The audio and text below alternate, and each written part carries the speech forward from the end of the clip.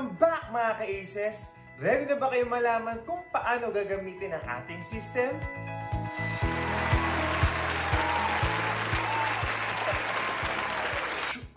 Dito, i-guide ko kayo with a live demo kung paano kayo mag-upload ng theoretical and practical driving certificate papuntang LTO IT system. Pero bago yan, let's first have a refresher kung ano-ano ang mga kakailangan ninyo bago magamit ang system. Kaya, makinig mabuti. Una, kailangan accredited ang driving school mo and yung mga instructors na magtuturo sa mga estudyante. That includes yung mga lecturers ha. Consider din silang mga instructors. Second, kailangan mag-register ng mga instructors and administrators sa mga LTO regional offices.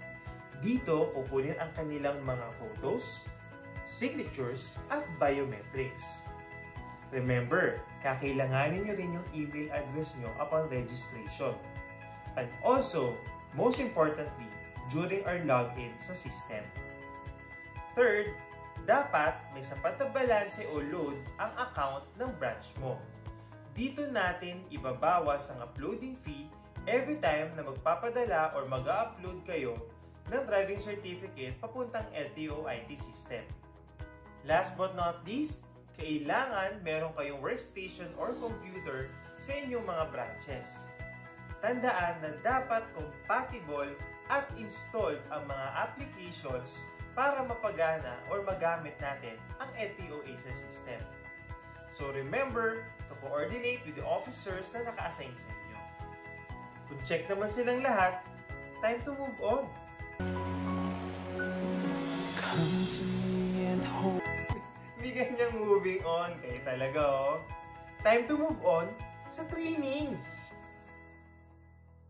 Our presentation will be divided into 5 parts.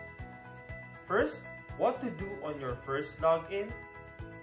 How the instructors authenticate the theoretical driving certificate. How the instructors authenticate the practical driving certificate.